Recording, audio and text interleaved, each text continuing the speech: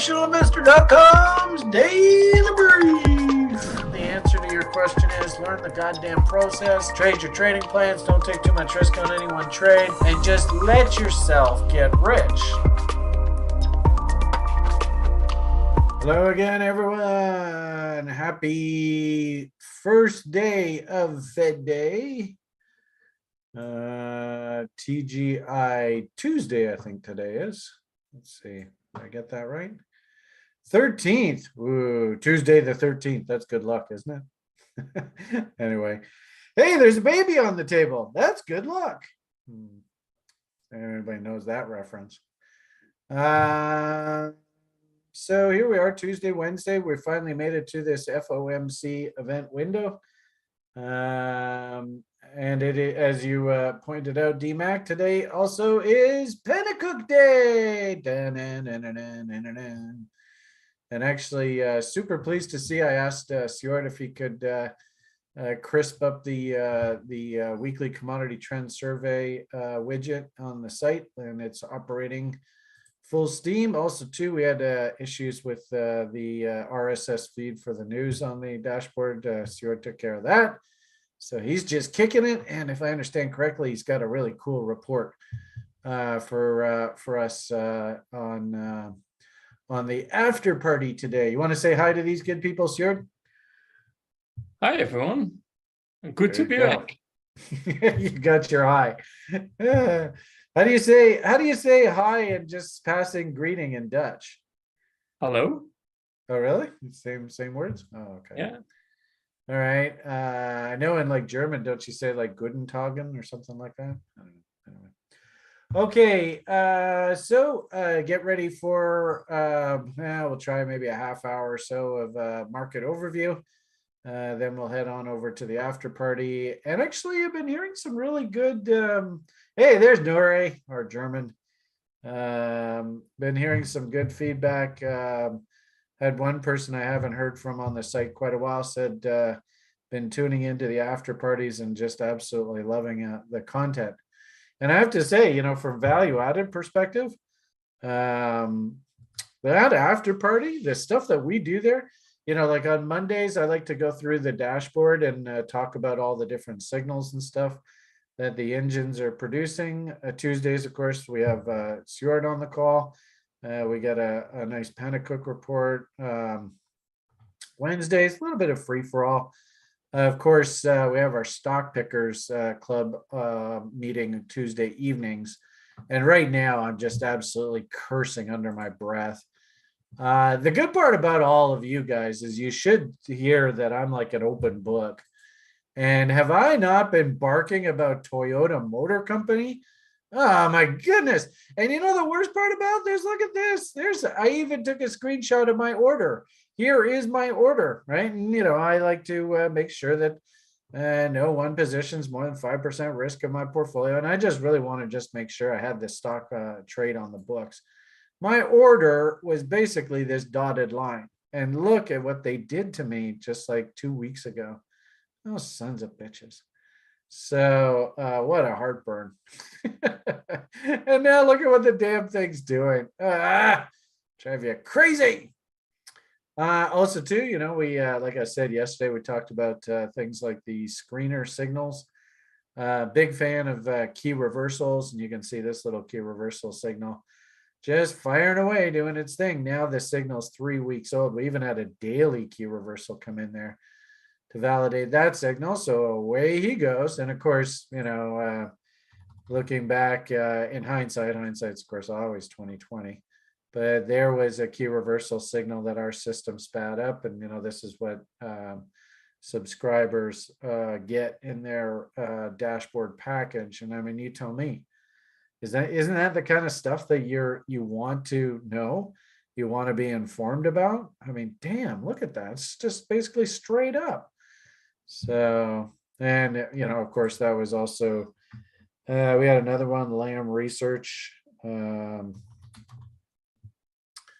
Well, I can't remember the symbol, just there it is, LRCX, beautiful key reversal signal, and up she goes. Anyway, you can look on my Twitter feed. I don't know, a few weeks ago, I did a review of all the key reversal signals. I mean, just outstanding work as we finally brought Brian's crazy 1980s website into the 21st century. A lot of these concepts that I basically learned over the past 30 years of my career are actually now being articulated on the site. And if you want to participate, the proof of the pudding's in the eating. And I bet you'd be having a pretty happy tummy if you went and bought that key reversal now. So. Also, too, one thing I'm really trying to do, I got to force myself to get more active on it, is I want to get busy on the covered calls. So that's something I'm really trying to force myself to work on here recently. And then, interestingly enough, I have so many different irons in the fire. This is one of my problems, is that in my 30-year career, of course, I guess 35, 35. I want to just do everything. So, this morning we had an absolutely killer trade in the opening range trade setup, which is great to see, because what usually ends up happening with this opening range trade is, probably like 50% of the time you get stopped at scratch. 25% of the time you got to take like a full loss. Then like another maybe 10% of the time you get like a partial win, book a small profit. And then 10% of the time you get these huge monster winners. So this was a nice treat. Chris and I were able to do here together this morning. It took about 110 ticks from the market, so I was pretty happy about that. And I always like to measure these things in ticks. What market you're actually trading, whether it be the micros, the big boys. That's actually purely a function of the size of your portfolio.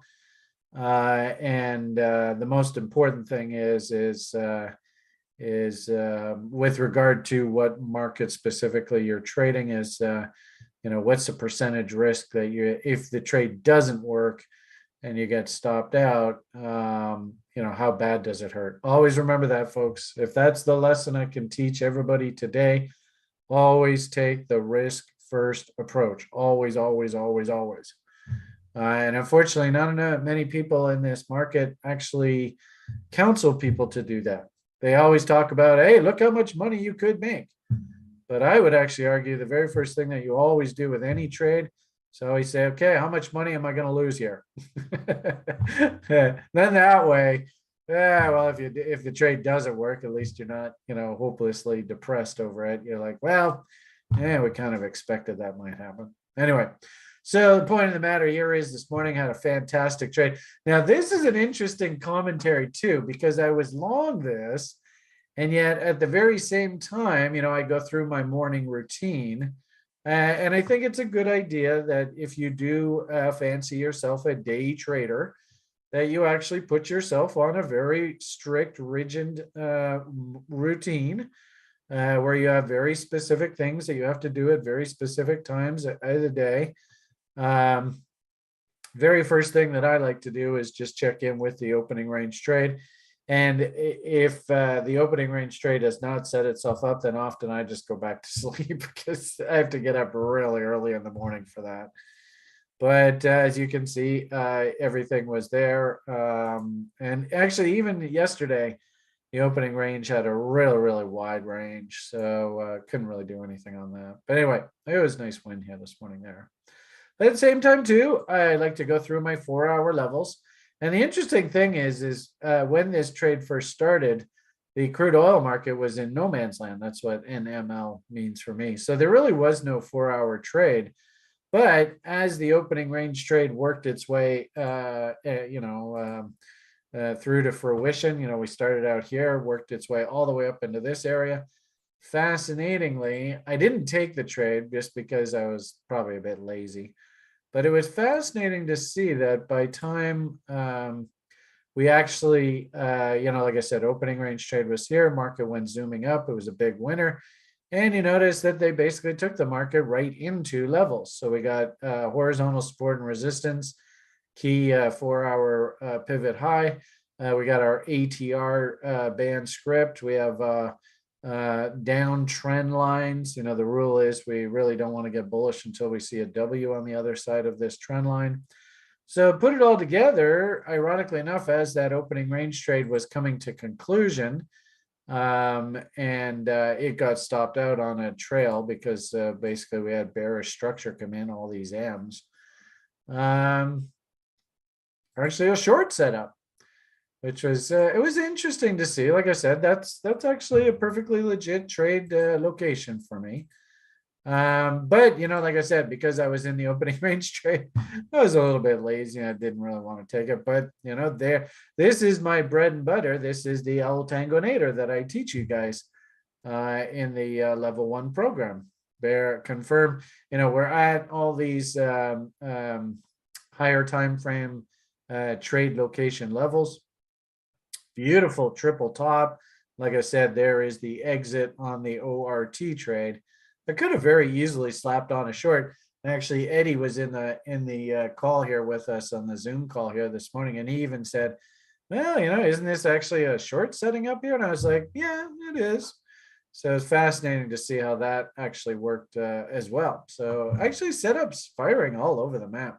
It's a bit surprising considering that this is the day before the Fed. Speaking of Fed, and really what we're really talking about there is interest rates. And the two key drivers for stock prices are interest rates and earnings.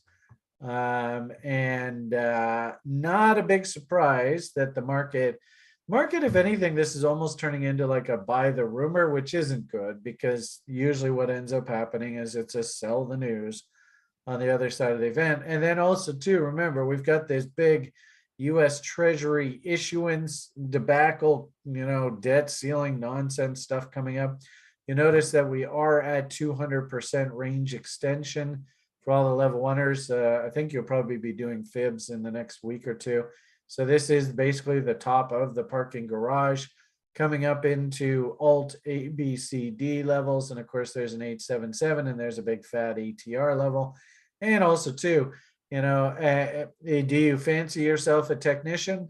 If you do, then you should know what this hint, I'll give you even the description of it, which should actually tell you what's going to happen. How do rising wedges usually resolve? And maybe we should go ask the newly minted crypto experts. I'm sure they call these things sideways hammer patterns or something. But if you actually quiz 20 brand new crypto technical analysts on social media and all that crap, I bet you they wouldn't have a clue what the answer to this is, and they probably wouldn't even know what the fuck a rising wedge is. But anyway, all you gnarly old TRI technicians, and maybe go look at Blukowski's or I want to say Blutowski, but that's a guy from Animal House. Bulkowski, I think that's his name. Anyway, the chart pattern site, and Google, or even just search rising wedge. So interestingly enough, the market itself is actually giving us a bit of a hint as to what it wants to do on the other side of this Fed event. So be careful here, everybody. Long and short of it here, there's no trade. There's no trade location for me here. Certainly no indicator confirmation, no divergences yet. And that doesn't surprise me because actually I expect this thing to rally into the Fed. And then once the Fed event is done, that's when I actually want to start hunting for new ideas going forward. So blah, blah, blah. Hopefully you got some value out of all that. So had a half decent opening range trade on the crude. It did set up a cute little 3-minute El Tangonator short. And actually, like I said, I'm a little surprised to see these setups actually firing today. But nonetheless, it's a day trader's life. If anything, really good example that you don't start the any session with this is what's going to happen. If anything, what you should start every single day with is, I haven't got a fucking clue what's going to happen, which you're going to say, oh yeah, that's professional, Brian. But believe it or not, that's the way most floor traders act. I don't know what's going to happen, but I have my setups. I have my levels. I have my criteria for what is going to actually get me to act. And if I see that develop, then I got to take the trade. So that's what I would suggest all of you actually approach every day with. All right, so there's your day. As I had said, a little bit choked about some of the stock signals that I've been getting recently, and I just haven't been able to, I don't know what it is. I haven't been able to pull the trigger. This Toyota is a good example. I'm an open book. I mean, I want to be long this bottom, and the market's just running away from me, the bastards. Also, Intel, I've talked to you guys at length about this stock. And I think I heard somebody else mentioning that they kind of like the Intel story now going forward as well. So go figure. So, there are names that I am interested in. I suppose I was a little bit surprised. I don't think I could ever get myself to buy it because my old man, he used to be a Ford guy, and I don't like Fords. I never have. But if I understand correctly, the Ford F-150, they are going like full ramp on the electric version of the F-150. I think the guy Ford Jr., he was pretty insulted by the way that Elon Musk kind of embarrassed him with his funny looking weird cyber truck thing. And so I think the Ford guys are like we can't be made to look like a fool by this Allen guy, so we better get off our asses. And from what I understand, they are going like full bore electric trucks. So anyway, we'll see how that plays out. Interesting chart pattern, and I might even argue that this is a bit of a sign of the times. North American manufacturing is coming back. I think USA is fully online, and if anything, the problem in the world right now. And it's interesting, we'll have Mr. Panicook talking to us shortly. The problem really, I think, is actually Europe still is mired in that inflation problem. The data coming out of North America, and actually one of the reasons why I think probably the Fed will take a pause, you can even see it in the news headlines, the case for inflation cool down. I can't remember where there was one specific news article here that basically said that they were expecting the Fed to go on pause and all that kind of talk. Inflation eased further in May. The headline that came out this morning, and actually even when Chris mentioned this to me, because the CPI numbers came out fairly early this morning. Where the hell are we? Number came in at 4%, the headline number there, 4%. And yet the market was looking for 4.3. That's a pretty big miss. And this is the kind of miss that we like in this world. Most of the time when we see miss, we're like, Jesus H. Christ, man, that's not good. But this is a good miss. So that's good. And we've talked to you lots about how Mr. Larry Williams has been doing lots of work over there on stockcharts.com recently.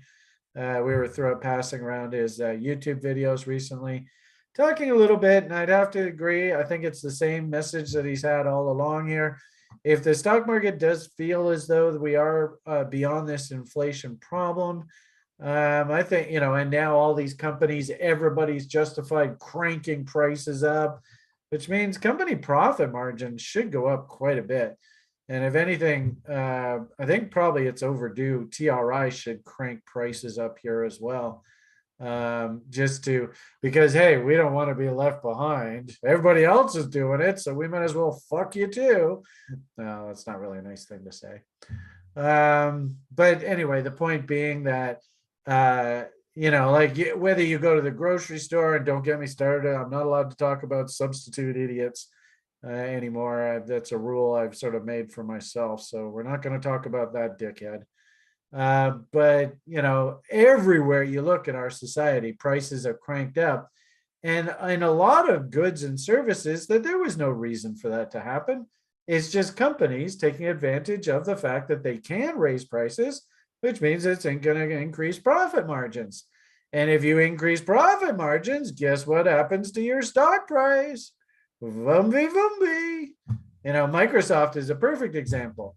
Microsoft shouldn't be raising their prices. They're software manufacturers.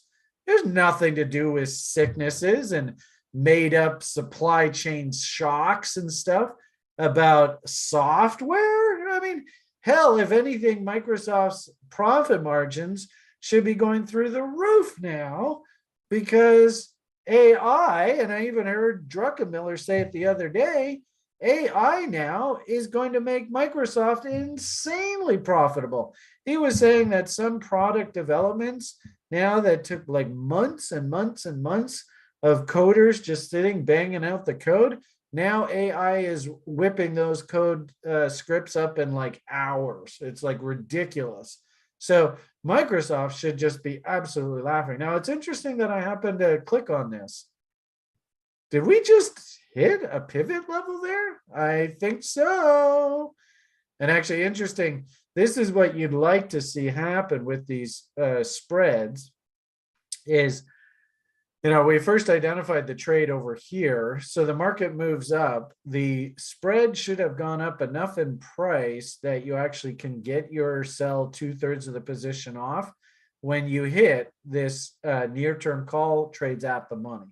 Because this near-term call trading at the money, it actually has to reflect the margin requirement to buy the stock. So highly, highly inflated. So the spread should have gone up quite a bit. It'll be interesting when Sjord's talking. I'll pull up the numbers and see what happened there. But I think we actually just hit a major profit objective there on that Microsoft trade.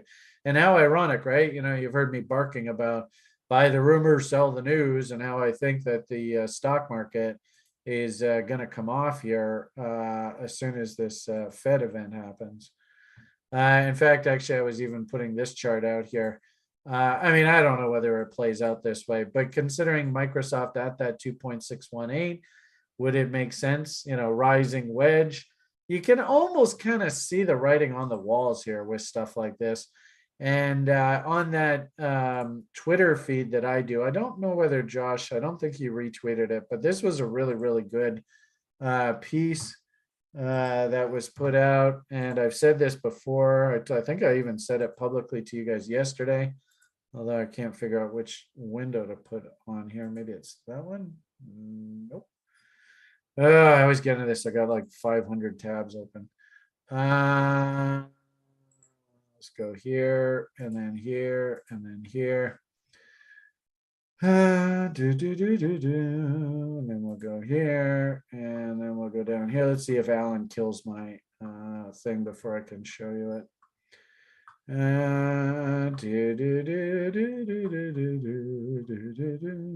Come on. Do yourself a favor and go and watch this video.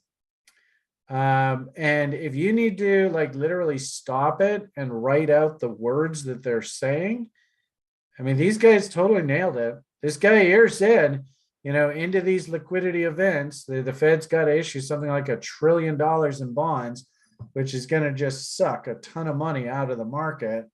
You can very easily see, of course, good old Bitcoin, it's cranking down here with crypto. But he even said that usually what happens here is the market actually goes parabolic up into the event. Is this not the definition of parabolic up? Is that not the definition of parabolic up? That sure looks like it to me. So the market's doing exactly what the guy said it was going to happen.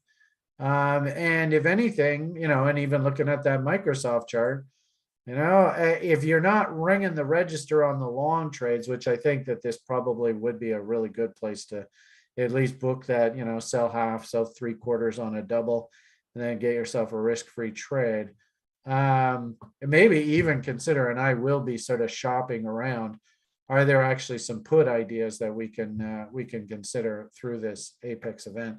And I would imagine actually the QQQs probably look even more dramatic. Okay, so that's sort of the broader market. Like I said, we got a really nice treat in crude oil there today on the opening range trade. Then, ironically enough, it actually set up a L Tangonator short. Actually, everything that we do at TRI, nothing really out of the ordinary here. Stocks continuing their sort of, it's not really a melt up. 0.5%. That's not really like, oh my God, going gangbusters. But nonetheless, that sort of going parabolic into that treasury issuance event. And also, too, I think this is a really good lesson. Buy the rumor, rising wedge. What should happen on the other side of this event? Be careful, everybody here. And for God's sakes, I mean, this is where the professionals get separated from the amateurs. You can see where the bottom is. This is everything that I teach you guys. This is what I've been barking about for 10 years with you people. Coming in and buying here is kind of stupid. I mean, no offense, but it's stupid. And like the Toyota, somebody is actually coming in and, oh, by the way, I'm turning Japanese. And you're not even allowed to say this kind of shit in this stupid politically correct world. But that was a great song. Actually, I even think I retweeted it out this morning. Anyway, the point here, yes, I know we're running out of time here. But I mean, come on, people. You call yourself stock traders. People are actually going to buy that there. That is just dumb. And ironically enough, actually, we still have this gap open down below.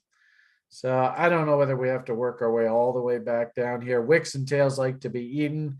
If we do get some sort of pullback here into the end of June, beginning of July, which would be normal, I'll be laser beam focused on that tail right there. Wicks and excuse me, that sideways hammer right there. Drives you crazy. And actually, you know what? A market that looks really interesting right now is our natural gas. So it's fascinating how natural gas kind of broke down there, but at the same time too, sure looks like it was making a megaphone. So we had kind of pointed out that this should be some sort of bot. Well, that's the rest of 2000. Oh, I don't know what I did with this chart. Where are my stock charts? Fudge. Did I get rid of it? Darn. Anyway, I had been talking recently how I kind of thought this kind of looked like a megaphone. Look at that. Doink, doink, doink. Wow. So if that's the case, then we should go doink, doink, zoink, way up here. So fascinating how the natural gas market is looking here. And then we go over and we look at the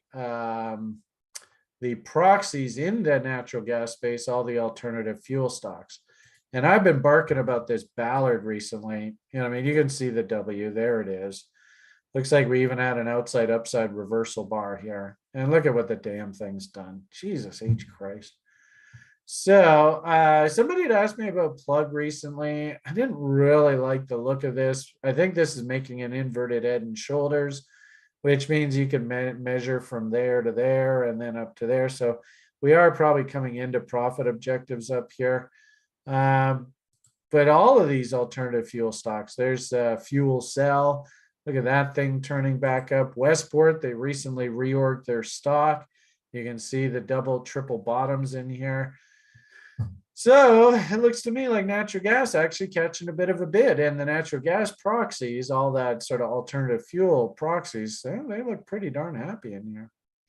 Now, once we get on the other side of the Fed, don't be surprised if all this stuff starts to melt back down. I mean, you can make the argument, there's the low, there's the high, reload zones probably back down into here. So once the Fed's done its games, let's circle back around. We'll keep an eye on this stuff, and maybe we'll sneak back in. But we did quite a bit of analysis on these alternative fuel stocks, and I don't know whether they're quite ready. Into this fall, I think a fantastic buying opportunity. Just I'm very leery about the other side of this Fed. So anyway, and if anything, this kind of price action, that's too far, too fast. I mean, look at that. Look how they left my bid behind there. Oh, the bastards. But, could we spend the next 3 or 4 months just cleaning up all these gaps now? I think so. So don't chase, go slowly, trade your setups, PMA for the win, slow and steady wins the race. Let's go over and have fun with Mr. Panicook in the after party. And if I understand correctly, he's got algos. So I've been hoping, praying that we TRI could get to the point where we live in algo land, and it looks like we're getting closer by the day. Never been closer, right? All right, everybody, have yourselves a great day. PMA for the win. I suppose we'll talk a little bit crypto here in the after party as well, but there's nothing really changed to any of this picture. Slow and steady wins the race. Don't take no win nickels. And if you can, if you don't like shorting these things outright, maybe consider the long proxies. The only issue here is, and actually we're starting to see it with Binance. Does Binance actually puke out here? And I would watch this Binance coin, BNB. I have a feeling this is a really good proxy on whether Mr. CZ's toast or not. From what I understand, we'll talk more about this in the after party. There is a bunch of Washington hearings and stuff specifically on Binance. Obviously, the 1%, the BlackRocks, the CMEs, the ICE exchange guys, right? The backed people, they all want to put CZ out of business, and they want to secure their monopoly, but it won't be just one entity. These monopolists have figured out that you can't get away with a monopoly in this world, right? One person controlled market, can't do it. But if 4 or 5 big players all collude together to fuck the public over, that's perfectly fine. So that's the world that I think that we're in right now. And I think all of these big American capitalists are cornering the crypto market. They're setting up their oligopoly / monopoly. Check out the Canadian banking sector as a perfectly good model of what absolutely textbook oligopoly, fuck the public model looks like. That's what I think they're trying to do in the US banking system as we speak, putting all these regional banks out of business and stuff. And priority number 1, they've got to wrestle crypto away from people like Binance. And they have to make it to the point, they might even make it like actually illegal for you to even say the 2 words CZ in the United States of America. Hell, they did it in the 1930s with the gold market. There's no reason why they can't do it again. So there's your PMA thought for the day. All right, slow and steady wins the race. Don't take no win nickels. Not your keys, not your coins. If you own crypto, you don't want to see a number 1 reason why I don't think crypto is going anywhere, and in fact is going to be a major, major growth story going forward. This is it in a nutshell. Do yourself a favor if you live in the United States of America, and you can do the not your keys, not your coins kind of thing. Really take personal ownership of your crypto. Get off of these centralized exchanges, right? This is the number 1 reason why crypto is not going anywhere. And if you don't know who that is, do yourself, and you fancy yourself some sort of crypto expert, get off your fucking ass and learn who this person is, because she is the future of crypto in the United States of America. All right. And I love her to death. I think she's awesome.